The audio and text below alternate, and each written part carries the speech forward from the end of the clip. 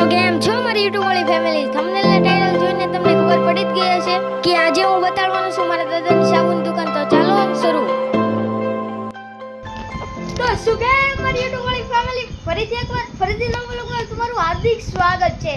તો સૌથી પહેલા જય માતાજી, જય શ્રી દ્વારિકાધીશ ને જય માતા. લોકમાં હું તમને બતાવીશ કે મારા દાદા કેવી રીતના સાબુ બનાવે, તો અંત સુધી બન્યા રહે. ચાલો. જેમ કે મેં તમને કીધું મારા દાદાની ફેક્ટરી સાબુની બતાડું. અમારા દાદા અત્યારે ભટ્ટીમાંથી આગ લગાડીને આવ્યા છે. એમાં એવું હોય કે આ જે હોય એની નીચે આગ લગાડે ને ગરમ કરે, તે તમને હું બતાડું.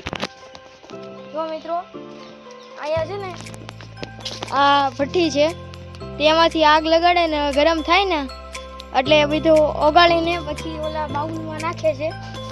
એટલે પછી આ સાબુને નાના પછી કટકા કરવાના ને પેક કરવાના. અને અત્યારે આ સાબુ જો આવી રીતના આમ કંઈક ભરાઈ ગયા છે ને પછી આની કટિંગ કરીને નાના કંચી બનાવી નાખે. જુઓ મિત્રો, આ પેકેજિંગ કરી નાખે. અને મારા દાદા પોતે જ બનાવે છે આ બધા સાબુ ને બધું. તો તમને સારા લાગે તો આવજો લેવા. દાદાનો નંબર અહીંયા આપી દઉં છું ડિસ્પ્લે ઉપર, જોઈ લેજો, સંપર્ક કરજો. દેશી હાવજ છે, દેશી હાવજ, કાયદેસર દેશી હાવજ આપણો. ચકલા કોઈથી બાદ ન બને યાર. હું વળી ચકલા કોઈથી બાદ ન બને એમ કહો છો? તું હું મોટો સિંહ બની ગયો વળી? લે, સાબુ બનાવે છે, સાબુની ફેક્ટરી છે મારા દાદા. સારું, ચાલો બતાડું. અત્યારે મારા દાદા માપ લેશે આ સાબુનું, પછી કટિંગ કરશે અને આવા બનાવશે પેકિંગ કરીને. એ તમને આખો વિડીયો હું તમને બતાડીશ, થોડુંક હું તમને આગલા વિડીયોમાં પણ બતાડીશ. અને આ જે અત્યારે સવારમાં હતા તેમાંથી સાબુ કાઢી લીધા ને અત્યારે માપ લઈને કટિંગ કરવાની છે.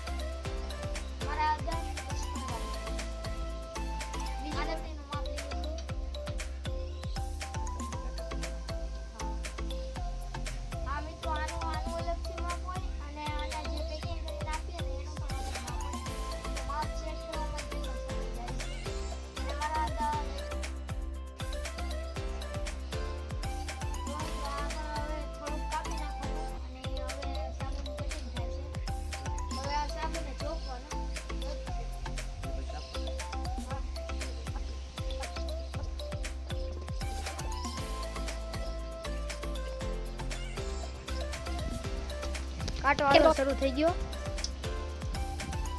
હાલો, કાંટો શરૂ થઈ ગયો. હવે આ જોખવાનો આપણે કાંટા ઉપર.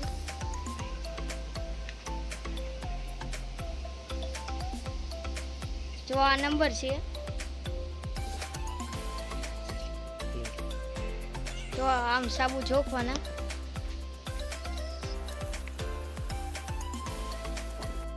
મિત્રો, જેમ કે તમે જોયું, આમ મારા દાદા સાબુ બનાવે છે.